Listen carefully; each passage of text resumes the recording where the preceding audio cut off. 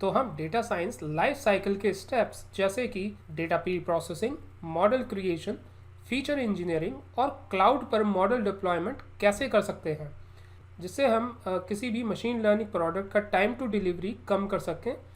इसके साथ साथ हम कैसे डेटा साइंटिस्ट का टाइम सेव कर सकते हैं, उनकी एफिशिएंसी बढ़ा सकते हैं और ह्यूमन एरर्स को कम कर सकते हैं डेटा साइंस लाइफ साइकिल के अलग अलग फेजेस को ऑटोमेट करके।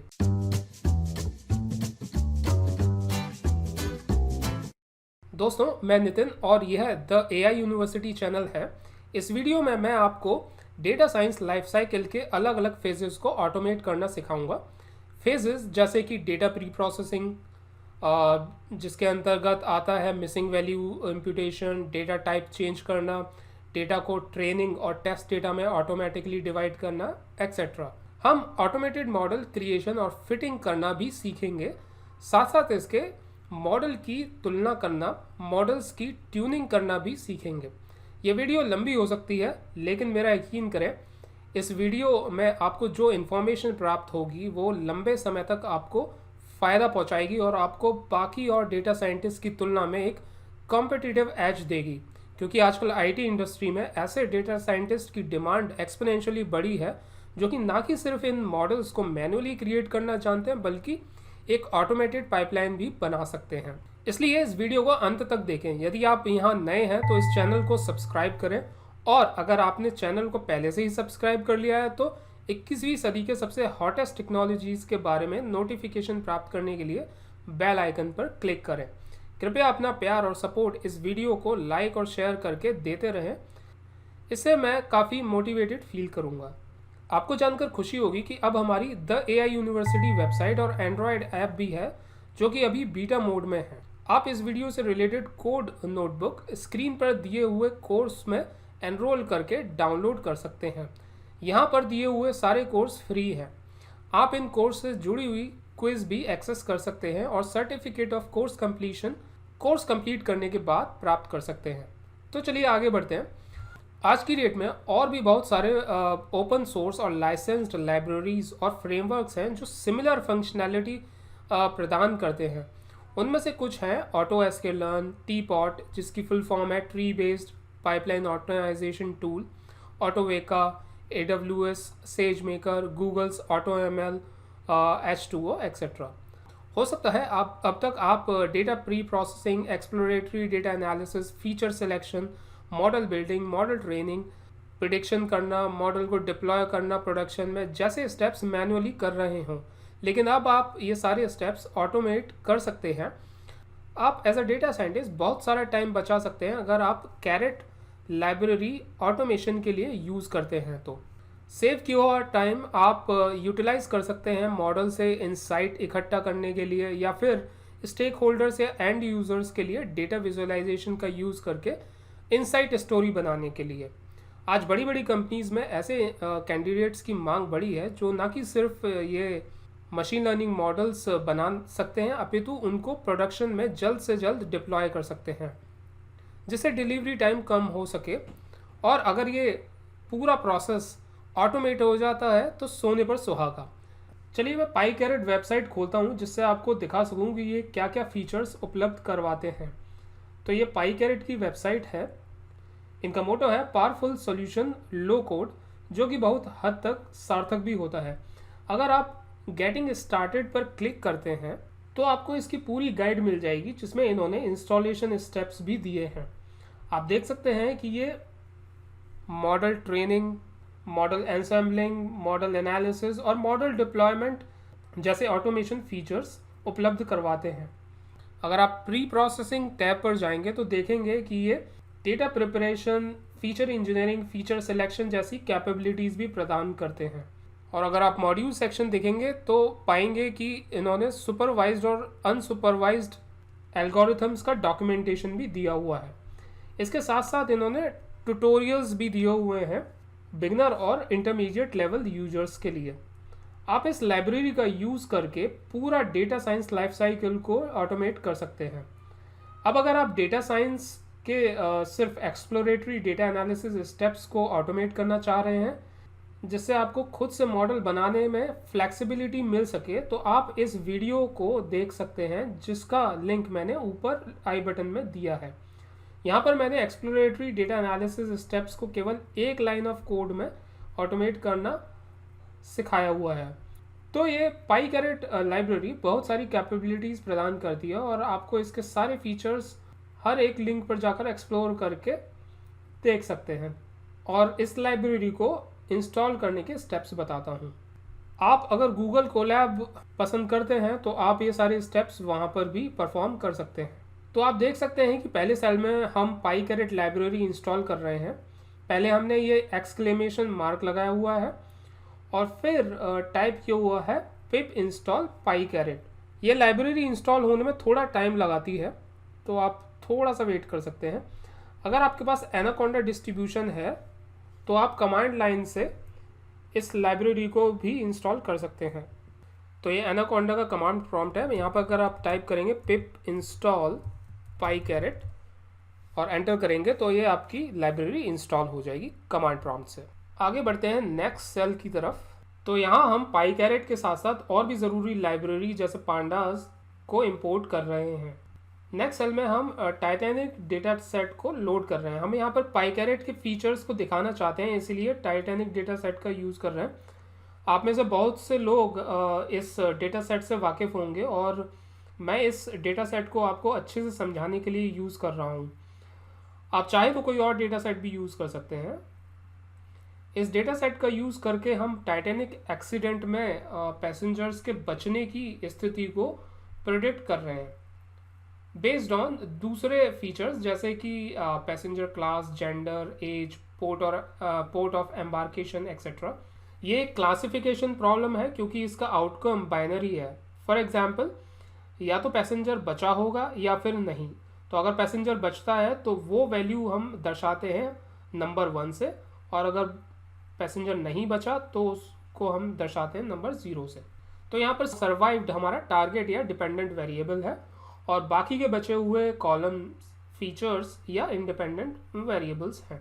नेक्स्ट सेल में हम डेटा सेट को पांडास के रीड अंडरस्कोर CSV मेथड की मदद से रीड कर रहे हैं और एक डेटा फ्रेम जिसका नाम df है बना रहे हैं।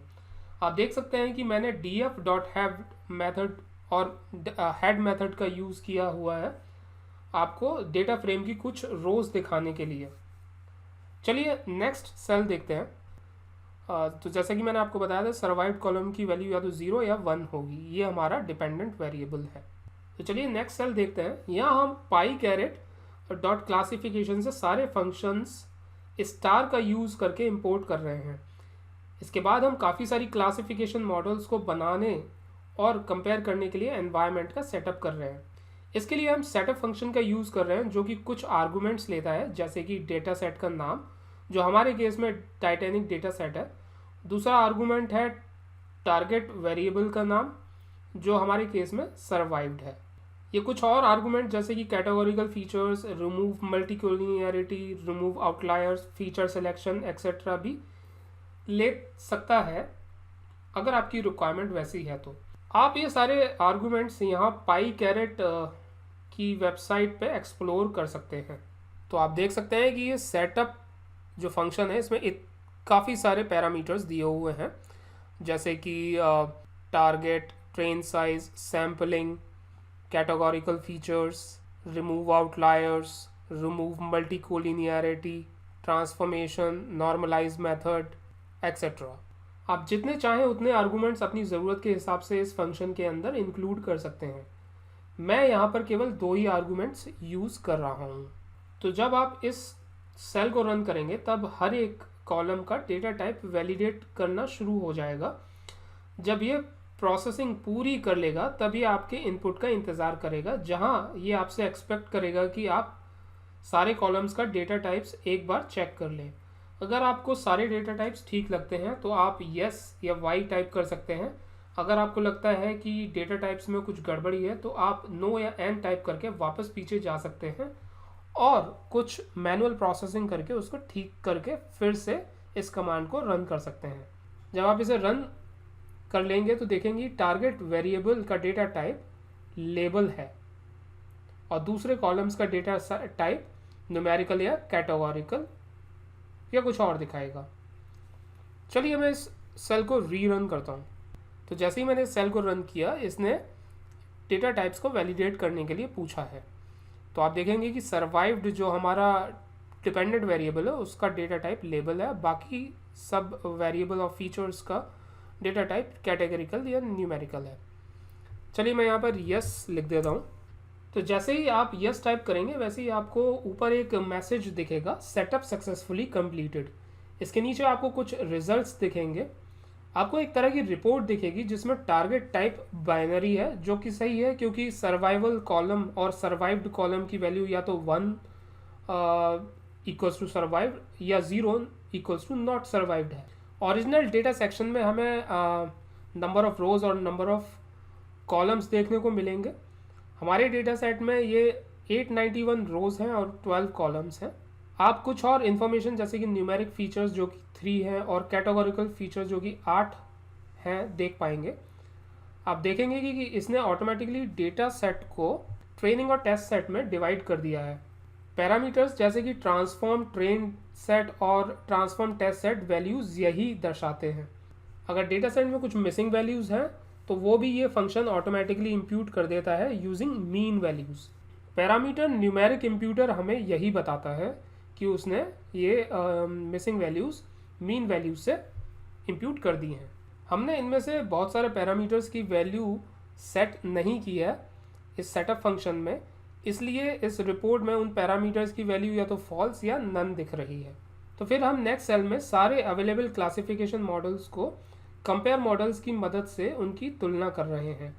जब मैंने इस सेल को रन किया तो इसने 14 क्लासिफिकेशन मॉडल्स जैसे कि KNN, SVM, logistic regression, decision trees को फिट कर दिया।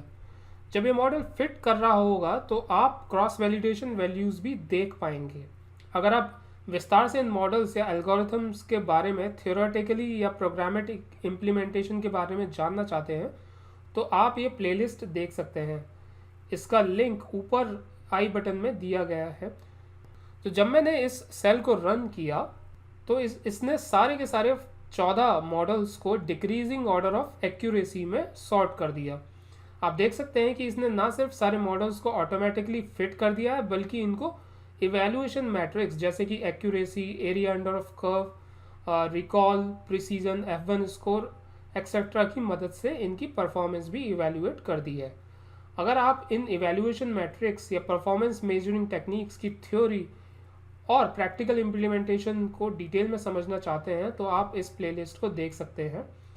अगर आप सोच रहे हैं कि यहाँ कप्पा क्या है तो मैं आपको संक्षिप्त में सब बताता हूँ कि यह एक मैट्रिक है जो ये मेज़र करती है कि मशीन लर्निंग क्लासीफायर के द्वारा क्लासीफाई किए गए इंस्टेंसेस कितने क्लोजली मैच होते हैं डेटा लेबल्स के साथ।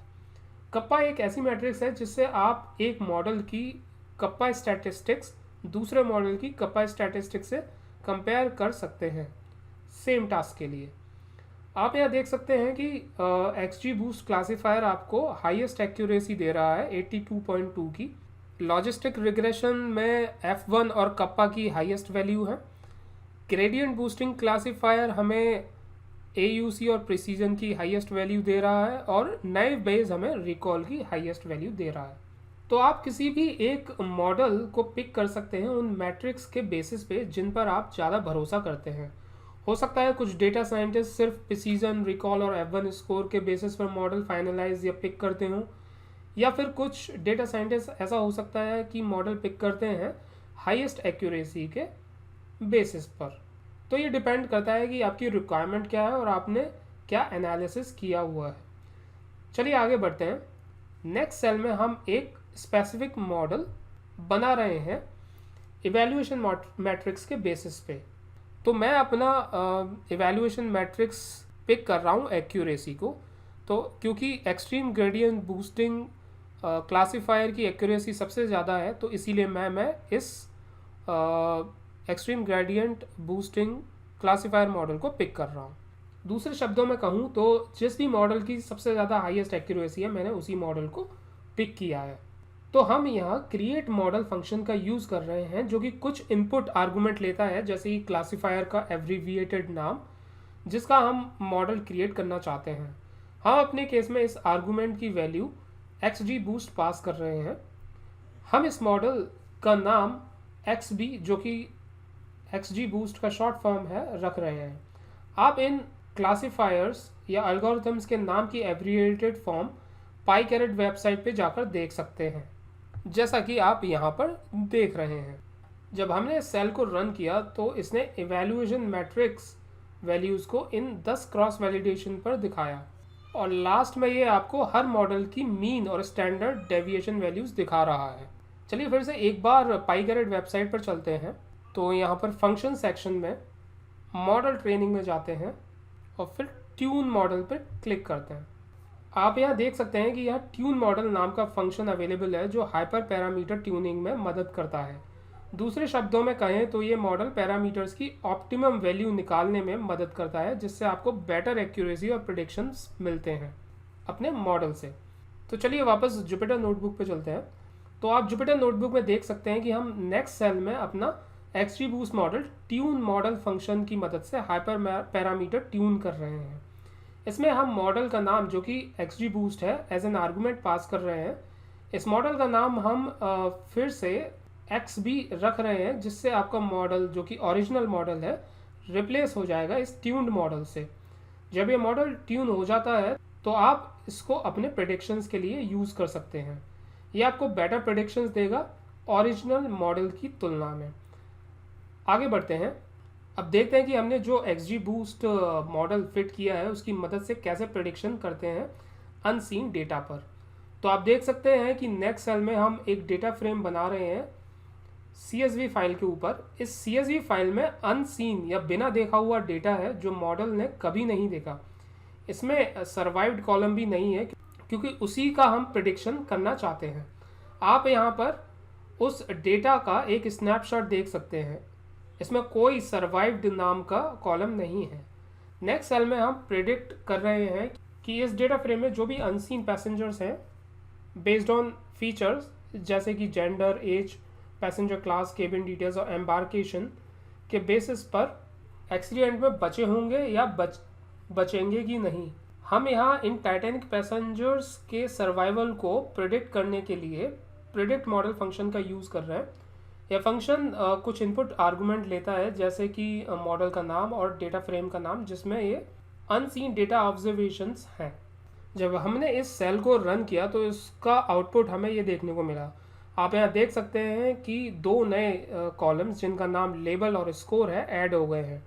लेबल यहाँ बाइनरी वैल्यू दर्शाता है, जिसकी वैल्यू अगर 1 है तो मतलब पैसेंजर सर्वाइव्ड, या कहे तो पैसेंजर बच गया, एंड 0 का मतलब है कि नॉट सर्वाइव्ड या पैसेंजर नहीं बचा। स्कोर यहाँ प्रोबेबिलिटी वैल्यू बताता है प्रेडिक्शन के स्ट्रांग होने की। चलिए आगे बढ़ते हैं। नेक्स्ट सेल में आपको पता लगेगा कि हम अपना मशीन लर्निंग मॉडल कैसे सेव करते हैं बाद में यूज़ करने के लिए। हम यहाँ सेव मॉडल फंक्शन का यूज़ अपने XGBoost मॉडल को सेव करने के लिए कर रहे हैं। ये फंक्शन 2 इनपुट आर्गूमेंट लेता है। नंबर 1 मॉडल का नाम एंड दूसरा टेक्स्ट स्ट्रिंग, जिसके नाम से हम मॉडल सेव करना चाहते हैं। मैं अपना मॉडल XB saved 062020 के नाम से सेव करना चाहता था, इसलिए मैंने टेक्स्ट स्ट्रिंग की वैल्यू XB saved 062020 दी है। यहाँ 062020 डेट फॉर्मेट है MMYYYY के टर्म्स में। जब मैंने सेल को रन किया तो मुझे मैसेज मिला transformation pipeline and model successfully saved, जिसका मतलब है कि मेरा मॉडल सेव हो गया है। अब आपने अपना मॉडल सेव तो कर लिया, लेकिन अगर आप बाद में इसका यूज़ करना चाहते हैं प्रेडिक्शंस करने के लिए तो कैसे करेंगे? वेल, आप लोड मॉडल फंक्शन का यूज़ कर सकते हैं, जिसका यूज़ हम नेक्स्ट सेल में कर रहे हैं। हम इस लोड मॉडल फंक्शन में मॉडल का नाम एज एन आर्गूमेंट पास करेंगे। जब मैंने ये सेल रन किया तो मुझे output message transformation pipeline and model successfully loaded मिला, जिसका मतलब है कि मेरा मॉडल लोड हो चुका है प्रेडिक्शन करने के लिए। इसी तरह आप अपने मशीन लर्निंग मॉडल को Amazon वेब सर्विस पर डिप्लॉय कर सकते हैं यूजिंग डिप्लॉय मॉडल फंक्शन, जो कि मैं नेक्स्ट वीडियो में कवर करूँगा। तो इस तरह हम पूरी डेटा साइंस लाइफ साइकिल को ऑटोमेट कर सकते हैं। Classification, regression, clustering, association rule, anomaly detection और नेचुरल लैंग्वेज प्रोसेसिंग जैसे मॉडल्स बिल्ड करने के लिए या करस्पॉन्डिंग एप्लीकेशंस बिल्ड करने के लिए। आप पाईकैरेट लाइब्रेरी को उनकी वेबसाइट पर जाकर और ज़्यादा एक्सप्लोर कर सकते हैं, वहाँ दिए गए डॉक्यूमेंटेशंस को पढ़ के। मैं भी आगे आने वाले वीडियोस में ये सब कवर करूँगा। तो दोस्तों, आज के लिए इतना ही। आशा करता हूँ आपने आज कुछ ज्ञानवर्धक बातें सीखी होंगी। अगले आने वाले वीडियोस में मैं और भी महत्वपूर्ण जानकारी दूंगा मशीन लर्निंग पाइपलाइन ऑटोमेशन पर। यह रहा आज का सवाल। Choose the correct option. The number of classification model compared using compare model function are 13, 14 और 15। कृपया अपने जवाब और कमेंट्स नीचे दिए गए कमेंट सेक्शन में दर्ज करें, ताकि मुझे आपके फीडबैक को इनकॉर्पोरेट करने का मौका मिल सके। आप चाहे तो अपने टेक्निकल क्वेश्चंस भी कमेंट सेक्शन में पोस्ट कर सकते हैं, मैं इनका जवाब देने की कोशिश करूंगा। अगर आप ये वीडियो देख रहे हैं और आपने अभी तक सब्सक्राइब नहीं किया है तो नीचे दिए हुए सब्सक्राइब बटन को क्लिक करके हमारे चैनल को सब्सक्राइब करें। अगर आपने पहले ही सब्सक्राइब किया हुआ है तो बेल आइकन को क्लिक करें, जिससे आप नए और इन्फॉर्मेटिव आने वाले वीडियोज़ का नोटिफिकेशन पा सकें। तो दोस्तों, मेरे साथ बने रहने के लिए धन्यवाद।